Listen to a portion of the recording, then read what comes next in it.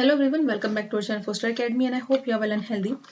आई am Shweta Panchal और यहाँ पर डिस्कस करेंगे एक इम्पॉर्टेंट टॉपिक जो है आपका next topic atmosphere composition and structure, यानी वायुमंडल के बारे में, इसका संगठन और इसकी संरचना के बारे में। यहाँ से 1 या 2 नंबर के क्वेश्चन आते हैं, जरूर ही हैं। ठीक है, तो यहाँ पर हम प्रिपरेशन कर रहे हैं एनवीएस टीजीटी सोशल साइंस। आप हमारा टेलीग्राम जो ग्रुप है उसको ज्वाइन कर सकते हैं। डिस्क्रिप्शन जाकर चेक कर लीजिए, उसमें जो भी लिंक है वो भी इससे रिलेटेड ही है। ठीक है ना, तो चलिए स्टार्ट कर लेते हैं अपनी वीडियो अच्छी लगे तो लाइक करना ना भूलें। वायुमंडल, तो वायुमंडल आप सभी को पता ही है। अगर मैं आपसे क्वेश्चन पूछूं, can a person live without air, क्या आप बिना एयर के, बिना हवा के जीवित रह सकते हैं? तो सबका आंसर यही होगा, नहीं, ये तो पॉसिबल ही नहीं, क्योंकि सांस लेने के लिए हमें हवा की जरूरत होती है। ठीक है ना, तो इतनी इंपॉर्टेंट चीज है तो इसके बारे में पता तो करना जरूरी। तो वायुमंडल देख लेते हैं क्या है, यानी हमारा जो एटमॉस्फेयर है उसमें क्या क्या चीजें आती हैं। तो वायुमंडल में पृथ्वी के चारों तरफ वायु के आवरण को वायुमंडल कहते हैं। वायुमंडल में क्या होता है, बहुत सारी गैसेस होती है जिनका मिश्रण होता है। ठीक है, उनका मिक्स जो हो जाती है गैसेस, तभी जाकर वो एक ऐसी कंडीशन बनाती हैं कि हम सांस ले पाते हैं। ठीक है, तो ये जो है, ये जो आवरण है, ये हमारे पृथ्वी के चारों तरफ फैला हुआ है, जिसकी वजह से यहाँ पर जीवन पॉसिबल है और हम सांस ले पाते हैं। यह वायु का आवरण पृथ्वी के गुरुत्वाकर्षण बल की वजह से पृथ्वी के चारों ओर एक कंबल के रूप में कार्य करता है और पृथ्वी का एक महत्वपूर्ण अंग भी ये है। तो पृथ्वी पर जीवन का अंश ऐसे वायुमंडल की वजह से संभव है। जीवित रहने के लिए वायु सभी के लिए जरूरी है और वायुमंडल का कितने प्रतिशत, 99% भाग जो है, प्रतिशत भाग भूपृष्ठ से 32 किलोमीटर की ऊंचाई तक सीमित है। यानी यहाँ से कितनी ऊंचाई तक सीमित है? अगर क्रस्ट की बात करें, भूतल की बात करें, तो यहाँ से 32 किलोमीटर। ठीक है, तो ये आपको याद रखना है पॉइंट। दूसरी बात ये है, हम जो है, मतलब मनुष्य जो है, उनको कौन सी गैस चाहिए? उनको ऑक्सीजन चाहिए। और जो पौधे होते हैं उनके लिए कौन सी गैस इंपॉर्टेंट होती है? Carbon dioxide. ठीक है, तो दोनों के लिए फेवरेबल कंडीशन है यहाँ पर, तो ये बहुत ही अच्छी सिचुएशन है। तो इसकी कंपोजिशन की बात करें तो हवा ऐसा नहीं है कि कुछ एक ही चीज है, इसमें बहुत सारे गैसेस हैं, वाटर वेपर है यानी जलवाष्प है, बहुत सारे डस्ट पार्टिकल्स है, धूल के कण है, इन सब से मिलकर ये बना है। और जैसे कि हमने यहाँ पे बोला 32 किलोमीटर, तो ये बिल्कुल वायुमंडल का जो सबसे नीचे वाली लेयर होती है ना, इसमें है, मौजूद है। ठीक है, सबसे निचले भाग में दिखाई देती है। अगर जैसे जैसे हम ऊपर जाते जाएंगे ना यहाँ से, तो 120 लगभग ऊपर जाते जाते 120 किलोमीटर की ऊंचाई तक जाते जाते ऑक्सीजन जो है वो बिल्कुल ना के बराबर ही हो जाती है। इसलिए जब आप पहाड़ी इलाके में जाते हैं या फिर जो माउंटेन्स क्लाइम करते चढ़ते हैं, उनके बारे में आपने सुना होगा कि ऑक्सीजन सिलेंडर उनके पास होता है। वो इसलिए क्योंकि ऑक्सीजन बिल्कुल खत्म ही हो जाती है जितना ऊपर बढ़ते जाते हैं। ठीक है, और अगर कार्बन डाइऑक्साइड की बात करें तो ये कार्बन डाइऑक्साइड कितने किलोमीटर तक हम कह सकते हैं? 90 किलोमीटर तक। ठीक है, पाई जाती है अर्थ के जो सरफेस है यहाँ से। तो हम देख लेते हैं जल्दी से क्या क्या चीजें इंपॉर्टेंट है यहाँ पर, जो आपके एग्जाम पॉइंट ऑफ व्यू से बहुत जरूरी है। वायुमंडल की परतें, तापमान और वायुदाब के आधार पर वायुमंडल की 5 परतें होती है। ये आपने शायद चैप्टर क्लास 6 में पढ़ा हुआ है, 7th में, पर यहाँ थोड़ा सा अलग है। सबसे पहली लेयर होती है, सबसे निचली जो लेयर होती है वो होती है शोभ मंडल, देन होती है यहाँ पर समताप मंडल, फिर है मध्य मंडल, आयन मंडल और बाह्य मंडल। सबका अपना अपना इंपॉर्टेंट रोल है, सबकी अपनी अलग अलग ही विशेषता है। देख लेते हैं सबकी क्या क्या विशेषता है। ये रहा डायग्राम, एक पिक्चर है, तो इसमें सब कुछ मेंशन है कि 10 किलोमीटर तक कौन सी लेयर है, उसके बाद 25 किलोमीटर, 50, 85 किलोमीटर और फिर 600 किलोमीटर। और यहाँ पर सारे के सारे जो नेम है वो मेंशन है। ठीक है ना, 6 miles, 16 miles, 31 miles, 53 miles, 72 miles. ठीक है, तो यहाँ पे आपको वोल्केनोज भी दिखाई दे रहे हैं कि कौन से लेयर के अंदर है।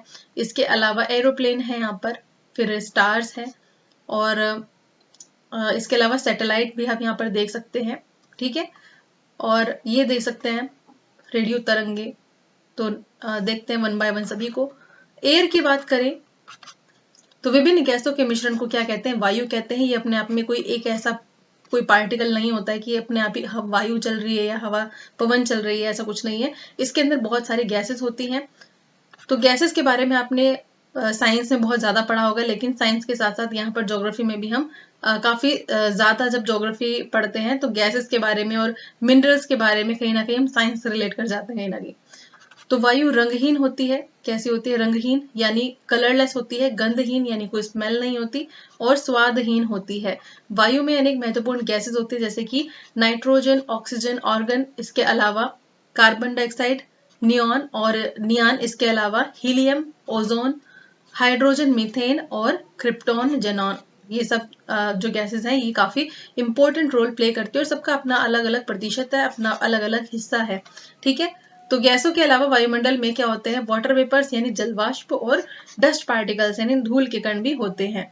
तो यहाँ पर हम सबसे पहले देख लेते हैं एयरोल्स। अगर मैं इनके परसेंटेज की बात करूं तो जो नाइट्रोजन है उसके सबसे ज्यादा परसेंटेज है इसमें 78.8%। ठीक है, ऑक्सीजन की बात करें दूसरे नंबर पर जो गैस आती है वो आती है ऑक्सीजन 20.95%। ठीक है, उसके बाद जो गैसेस हैं वो 0.93, 0.03, इस तरीके से सारी की सारी गैसेस है। जो दो गैसेस हैं इनका नंबर आपको याद रखना जरूरी है कि लगभग कितने प्रतिशत ये है। ठीक है, एरोसोल्स जो है ये वायुमंडल में जल कण, carbon dioxide, ozone, xenon, krypton, neon, argon और बड़े ठोस कण मिलकर एरोसोल्स बनाते हैं या फिर कहलाते हैं।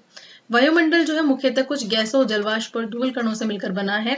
गैसेस की अगर हम बात करें तो मैंने आपको खैर बता ही दिया है, गैसों में अधिकांश भाग नाइट्रोजन का है 78.8% लगभग, और ऑक्सीजन की अगर बात करें तो लगभग 20.95% है। इसके अतिरिक्त कुछ और गैसेस है जैसे कार्बन डाइऑक्साइड, आर्गन, ये सब जो गैस है इनका अपना इंपॉर्टेंट रोल है और अपने अपने अनुपात में ये सब अपना अपना कार्य करती हैं। ठीक है, हर एक गैस की, जैसे हर एक व्यक्ति की अपनी इंपॉर्टेंस होती है, हर एक गैस है उसकी अपनी इंपॉर्टेंट रोल है, और ऐसे ही इंसान को भी, मतलब ह्यूमन बीइंग जो है उनको भी सोसाइटी में अपना अपना एक अच्छा ह्यूमन बीइंग बनना चाहिए, यानी एक अच्छा इंसान बनना चाहिए और अपना अपना इंपॉर्टेंट रोल प्ले करना चाहिए सोसाइटी के अपलिफ्टमेंट में। ठीक है ना, नेक्स्ट हम देखते हैं वायुमंडल में जलवाष्प की मात्रा किसी स्थान की जलवायु पर निर्भर करती है। जलवाष्प जो है वो सूर्य तप का कुछ भाग सोख लेती है। ठीक है, जलवाष्प जो है वो सूर्य तप का कुछ भाग सोख लेती है, यानी जो सूर्य से आने वाली किरणें हैं और पृथ्वी से उत्सर्जित ताप को भी वो ग्रहण कर लेती है। इस तरीके से पृथ्वी की को ना तो ज्यादा गर्म और ना ही ज्यादा ठंडा होने से बचाती है। तो एक प्रॉपर जो बैलेंस है वो मेंटेन करने का काम किसका है, जलवाष्प का। ठीक है, तो इसकी जो रोल है वो काफी ज्यादा इंपॉर्टेंट है। नेक्स्ट देखते हैं यहाँ पर धूल कण। धूल कण जो है वो आर्द्रता को ग्रहण कर लेते हैं, ह्यूमिडिटी को ग्रहण करने के लिए केंद्रक का काम करते हैं और जो बादल होते हैं उसके निर्माण में भी सहायता करते हैं। नेक्स्ट हम देख लेते हैं वायुमंडल। वायुमंडल में धूल कणों का महत्व क्या है, कुछ और गैसेस हैं इनके बारे में भी हम देखेंगे। वायुमंडल में वायु की गति के कारण सूक्ष्म धूल के कण उड़ते रहते हैं और धूल के कण जो हैं वो अलग अलग स्रोतों से यानी अलग अलग जगह से प्राप्त होते हैं, जैसे कि इनमें सूक्ष्म मिट्टी, धूल, समुद्री नमक, धुएं की कालिख, इसके अलावा राख तथा उल्कापात के जो कण हैं वो सम्मिलित होते हैं, शामिल होते हैं। ये धूल कण क्या करते हैं, बहुत ज्यादा इंपॉर्टेंट है हमारे लाइफ में, और इस प्रक्रिया के द्वारा ही बादल बनते हैं और लास्ट में क्या होते हैं, फिर वर्षा। तो धूल कण सूर्य ताप को रोकने के लिए यानी सूर्य से आने वाली जो किरणें होती हैं उनको रोकने के लिए और उसे परावर्तित करने के लिए भी महत्वपूर्ण होती है। ये सूर्योदय तथा सूर्यास्त के समय में भी आकाश में लाल और नारंगी रंग की छटाओं का निर्माण करती है। जब हम सनराइज देखते हैं और सनसेट देखते हैं तो लाल रंग की और नारंगी रंग की जो छटाएं हैं, थोड़ी शेडोज बनती है, उसका निर्माण भी इनके द्वारा ही होता है। वायुमंडल कई गैसों का मिश्रण है, इसमें कौन कौन सी चीजें हैं इंपॉर्टेंट गैसेस, तो देख लेते हैं। नाइट्रोजन, इस गैस की प्रतिशत मात्रा सबसे ज्यादा है अगर देखा जाए वायुमंडल में, और ये एक महत्वपूर्ण गैसों में से एक है। पेड़ पौधों के लिए प्रोटीन का निर्माण करती है नाइट्रोजन, और भोजन भी उसका प्रमुख अंग है। ठीक है, जो कि उनके लिए इंपॉर्टेंट चीज है। ऑक्सीजन की बात करें तो ये जो ऑक्सीजन है ये हमारे लिए काफी इंपॉर्टेंट है, क्योंकि हम इसकी वजह से क्या करते हैं, सांस ले पाते हैं। जीवनदायिनी गैस इसको माना गया है क्योंकि इससे हम सांस ले पाते हैं। अगर ये नहीं हो तो फिर जीवन पॉसिबल हो ही नहीं पाएगा। वायुमंडल में ऑक्सीजन की मात्रा 20.95% है और इसके अभाव में ईंधन भी नहीं जलाया जा सकता है। नेक्स्ट हम देख लेते हैं कार्बन डाइऑक्साइड गैस। यह सबसे भारी गैस है, तो अगर आपसे एग्जाम में पूछ लिया जाए कि कौन सी गैस सबसे भारी है और ऑप्शन में आपको मिल जाए कार्बन डाइऑक्साइड, तो इसके ऊपर टिक लगा देना है। इस कारण यह सबसे निचली परत में ही पाई जाती है। कहां पर, सबसे निचली परत में। वायुमंडल में केवल 0.03% होते हुए भी कार्बन डाइऑक्साइड जो है उसका अपना ही एक अलग इंपॉर्टेंट रोल है। और क्यों इंपॉर्टेंट रोल है, क्योंकि पेड़ पौधों के लिए ही आवश्यक है। हमने बात की है कार्बन डाइऑक्साइड गैस की, तो पेड़ पौधों को जब कार्बन डाइऑक्साइड मिलेगी तभी तो वो अपना काम ठीक से कर पाएंगे और फिर वो ऑक्सीजन छोड़ेंगे तभी हम इंसान जी पाएंगे, तो इसलिए काफी ज्यादा इंपॉर्टेंट रोल प्ले करती है। ओजोन गैस सबसे अधिक ऊंचाइयों पर ही अति न्यून मात्रा में मिलती है ये गैस, और सूर्य से आने वाली खतरनाक पराबैंगनी जो किरणें हैं उनको क्या कर लेती है, एब्जॉर्ब कर लेती है, उनको अवशोषित कर लेती है। कौन सी है ये गैस? ये है आपकी ओजोन गैस। ठीक है, ठीक है, आगे देख लेते हैं हम। एरोसोल्स हुई वायुमंडल में जल कण, कार्बन डाइऑक्साइड, ओजोन, जेनॉन और क्रिप्टॉन, नियोन, आर्गन तथा बड़े ठोस कण मिलकर ये वाली गैस बनाते हैं। खैर हमने देख ही लिया है। अगर हम वायुमंडल की संरचना का वर्णन करें तो 5 गैसों के बारे में 5 लेयर्स के बारे में हमने बात की थी। ठीक है, हर लेयर का अपना एक इंपॉर्टेंट रोल है, ऊंचाई है, तापमान है, सबका इसमें ध्यान रखा जाता है।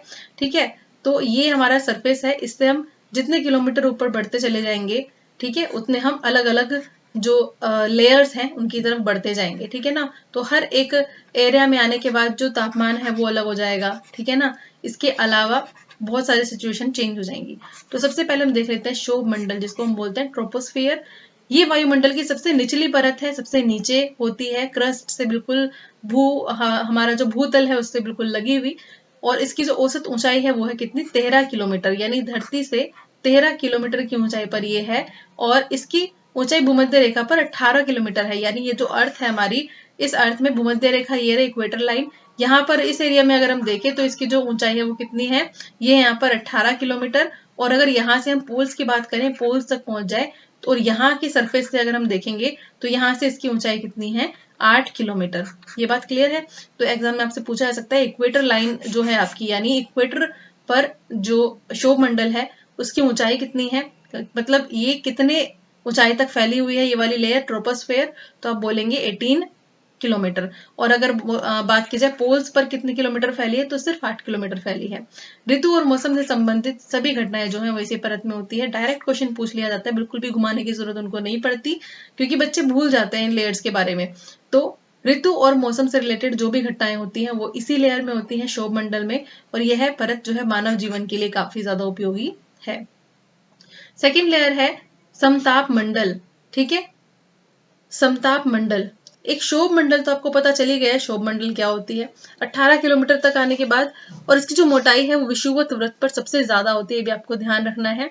और एक चीज और है कि इस लेयर में हम जब भी 165 मीटर की ऊंचाई तक पहुंचेंगे, कौन सी? शोभ मंडल की बात कर रहे हैं, शोभ मंडल की। जब भी हम कितनी 165 मीटर की ऊंचाई तक पहुंचेंगे, तभी टेम्परेचर जो है वो 1 डिग्री सेल्सियस से घटता चला जाएगा। ठीक है, मतलब जब भी 165 मीटर पहुंचेंगे तभी भी वहीं से ही तापमान घटना शुरू हो जाएगा। ठीक है, प्रत्येक 165 किलोमीटर बोला है। ठीक है ना, तो ये चीज भी आपको ध्यान रखनी है, इसी लेयर की बात हो रही है। अब हम बात करते हैं, शोभ मंडल तो हमारा हो गया है, लेकिन शोभ मंडल के बाद डायरेक्ट समताप मंडल नहीं आता, इनके बीच में एक पार्ट आता है जिसको हम क्या बोलते हैं? शोभ सीमा। शोभ सीमा। और ये वो वाला पार्ट होता है जो इन दोनों ही लेयर्स को अलग करता है। ठीक है ना, यानी शोभ मंडल और समताप मंडल को अलग करने का काम जो करता है ये है शोभ सीमा। ये भी आपको ध्यान रखना है। बस ठीक है, आगे बढ़ते हैं। और यहाँ पर जो तापमान होता है ना शोभ सीमा पर, ये कैसा होता है? स्थिर होता है, बिल्कुल, यानी स्टेबल होता है। समताप मंडल, यह परत 50 किलोमीटर तक विस्तृत है। कितने किलोमीटर? 50 किलोमीटर। और इसके निचले भाग में 20 किलोमीटर की ऊंचाई तक तापमान में कोई भी परिवर्तन नहीं आता, इसलिए इसे समताप मंडल कहा जाता है। इसके ऊपर 50 किलोमीटर की ऊंचाई तक बढ़ने पर तापमान में क्या होने लगती है? वृद्धि होने लगती है। और इस परत के निचले भाग में ओजोन गैस उपस्थित है, जो कि ये ही क्वेश्चन पूछा जा सकता है, ज्यादातर यही क्वेश्चन पूछा जाता है कि जो ओजोन गैस है वो कौन सी लेयर में है, तो आपको बता देना है स्ट्रेटोस्फेयर। ठीक है, स्ट्रेटोस्फेयर कैसे भी करके इसको याद करो। इसको समताप मंडल यानी ओजोन लेयर। ठीक है, समताप यानी एक जैसा ताप, समताप एक जैसा ताप, इसलिए यहाँ पर क्या है? ओजोन लेयर, ऐसे करके याद कर लो। ठीक है ना, ओजोन गैस। तो ये क्वेश्चन हम मोस्टली पूछा जाता है कि जो ओजोन गैस है वो कौन से वाले लेयर में, तो ये समताप मंडल में यानी स्ट्रेटोस्फेयर में। जो सूर्य से आने वाली जो पराबैंगनी किरणें हैं उनको अवशोषित कर लेती है। थर्ड है यहाँ पर मध्य मंडल यानी मेसोस्फीयर। तो यहाँ पर हमने शोभ मंडल की बात कर ली है, शोभ सीमा की बात कर ली है, इसके अलावा समताप मंडल की भी हमने बात कर ली है। अब बढ़ते हैं अपनी नेक्स्ट जो लेयर है, ये मध्यमंडल यानी मेसोस्फेयर। इस परत का विस्तार 50 से कितने किलोमीटर तक है? 90 किलोमीटर तक। और इस परत में ऊंचाई के साथ तापमान में गिरावट आती है, ये भी आपको ध्यान रखना है। तापमान में क्या होने लगता है? कमी होने लगती है। और अगर हम बात करें 80 किलोमीटर की ऊंचाई तक पहुंचकर यहाँ पर कितना हो जाता है? -100 डिग्री सेल्सियस हो जाता है टेम्परेचर, ठीक है। और मध्यमंडल जो है उसकी जो ऊपरी सीमा होती है, ऊपरी परत है, उसको क्या बोलते हैं हम? मध्य सीमा। मध्यमंडल की जो ऊपरी लेयर होती है उसको क्या बोला जाता है? मध्य सीमा, ठीक है।